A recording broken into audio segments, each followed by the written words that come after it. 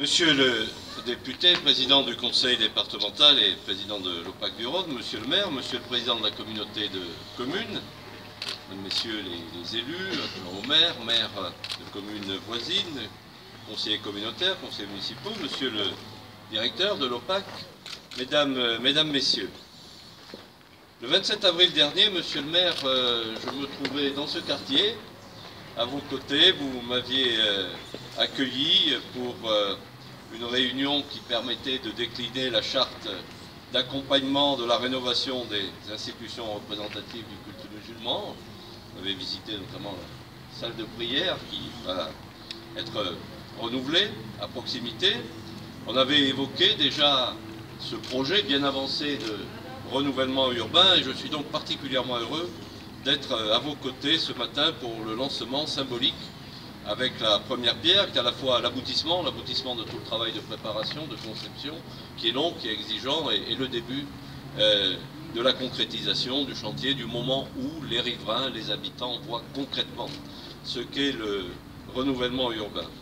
J'avais donc découvert ce quartier des Pérouses en pleine transformation, en pleine restructuration, en pleine modernisation, et qui porte sens et avenir pour le territoire de cette commune et au-delà de la communauté de communes et même du département, comme vous l'avez justement souligné, Monsieur le Président, puisqu'il est effectivement à la clé entre une institution et une autre. On va le présenter comme ça, un territoire et l'autre, mais la continuité doit être évidemment assurée.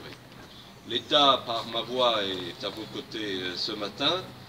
L'État est un partenaire nécessaire dans les politiques de renouvellement urbain. Et je veux simplement rappeler, c'est une remarque que je fais souvent, la politique de renouvellement urbain a été lancée en 2005, dans ce qu'on appelait à l'époque le plan de cohésion sociale, associé au nom du ministre qui était Jean-Louis Borloo.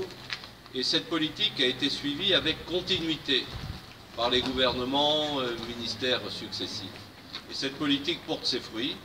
Elle avait été calibrée à l'origine au plan national pour quelques 4 milliards d'euros. On en est à plus de 13. C'est dire si la demande et le besoin est fort, c'est dire si l'engagement des partenaires est fort, et on en a ici une illustration. Nous allons poser la première pierre de l'îlot 2, qui permettra la création de 44 logements. Cette opération d'un prix de revient de 7 millions d'euros s'inscrit dans les mécanismes de financement classique du logement avec les plus PLAI de l'État, mais dont je rappelle toujours que par les effets indirects d'exonération fiscale ou de réduction fiscale, TVA, taxe sur le foncier bâti, ou les aides circuits, c'est-à-dire le fait que les prêts soient à des taux extrêmement allégés, un logement de type plus ou PLAI représente un apport de l'État de l'ordre de 25 à 30 000 euros selon le cas. La Caisse des dépôts et consignations a été mise à contribution et je veux souligner aussi, Monsieur le Président du Conseil départemental, l'engagement du département en fonds propres, l'effort propre évidemment de l'OPAC, tous les partenaires. Vous avez évoqué aussi, Monsieur le Président, l'engagement de la communauté de communes. De tels projets doivent fédérer, et puis la fédération des partenaires, c'est aussi des actes concrets qui doivent l'illustrer. Devant nos yeux va se dessiner peu à peu un ensemble beaucoup plus vaste dans ce quartier, qualifié politique de la ville, et je vous remercie, Monsieur le Président de la communauté de communes, d'avoir rappelé l'engagement de la communauté de communes dans le cadre de ces nouvelles compétences à travers le contrat de ville qui a été signé.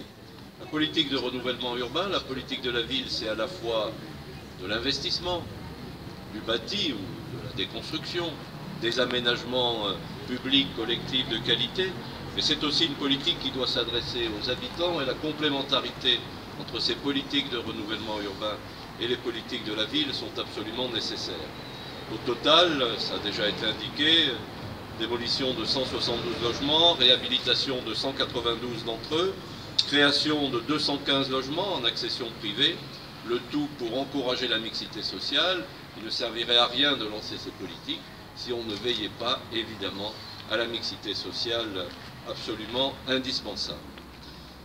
Nous aurons le plaisir, et je vous remercie d'avoir organisé la séquence de la sorte, de parcourir un certain nombre de concrétisations, de projets ou de réalités déjà existantes dans le quartier, dans cette politique en direction des habitants et je veux en souligner un petit peu l'importance à mes yeux. D'abord la plateforme emploi, qui existe déjà, mais qui trouvera évidemment un cadre élargi et renouvelé, et la question de l'emploi dans les quartiers politiques de la ville est évidemment une question essentielle. De ce point de vue, je rappelle les outils de l'État, les moyens qui sont à disposition pour certains publics, pour les jeunes, les emplois d'avenir, la garantie jeune qui se met en place, pour des publics plus éloignés de l'emploi, les CAE, contrats d'accompagnement dans l'emploi, pour les entreprises.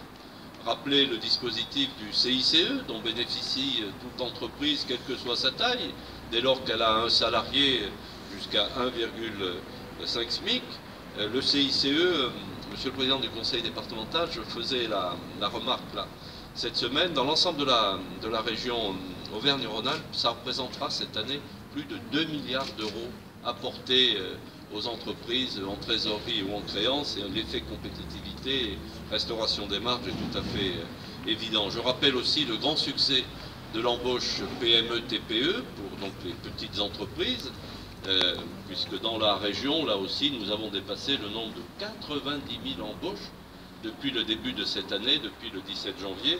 Je rappelle que c'est une aide qui peut représenter 4 000 € sur 2 ans et qui est telle que pour un SMIC, c'est pas seulement zéro charge pour le chef d'entreprise, c'est même un peu plus que zéro charge l'aide apportée. Je veux souligner enfin l'importance dans ces politiques de l'emploi de ce qu'on appelle le plan 500 000 formations, qui précisément a pour objet de former des demandeurs d'emploi pour répondre aux besoins des entreprises. Et je souhaite que dans ce quartier comme ailleurs, ce plan puisse trouver des concrétisations utiles. Nous verrons, je crois, ensuite, Monsieur le maire, la maison du projet. Et je veux dire de ce point de vue que dans toutes les expériences que j'ai pu connaître dans mon parcours de rénovation urbaine dans les quartiers, ces maisons du projet sont extrêmement importantes parce qu'elles donnent l'image de ce qu'est l'avenir, parce que c'est des lieux de rencontre où les habitants d'aujourd'hui, les futurs habitants, l'équipe municipale, les services publics vont assurer des permanences, et cette maison du quartier, un peu dans l'esprit des conseils citoyens, est un lieu qui doit être un lieu qui fédère, qui donne confiance, qui donne de ce quartier l'image positive que l'on veut faire prévaloir. J'ai bien noté aussi que nous découvrirons, le président du conseil départemental, président de l'OPAC, la recyclerie qui inscrit le quartier dans la modernité du développement durable et de l'éco-citoyenneté. Là, messieurs, je suis convaincu, comme vous l'avez dit, que pour votre commune, que pour ce territoire, ce grand projet urbain du quartier des Pérouses est un moment extrêmement important, un moment stratégique qui va recoudre un petit peu ce quartier avec le centre de la ville, et vous me l'aviez fort bien montré, monsieur le maire, quand vous m'aviez accueilli au mois d'avril. Je veux dire aussi que plus que jamais, nous avons besoin de fédérer, de rassembler, de réunir, d'éviter tout ce qui divise, de porter ce qui rassemble. Et de ce point de vue, les politiques de mixité sociale, la cohabitation de l'habitat social et de l'habitat privé, rassemblant des personnes d'origines diverses, d'aspirations variées, de cultures différentes, c'est un signe fort, c'est une politique indispensable pour conforter le vivre ensemble, ce vivre ensemble dont notre pays a plus que jamais besoin. Merci à toutes et tous de votre mobilisation autour de ces enjeux de grande importance, éminemment républicains. Je souhaite bonne chance au déroulement des différents chantiers qui vont se succéder. Bonne chance à ce quartier, bonne chance à Brigny. Je vous remercie.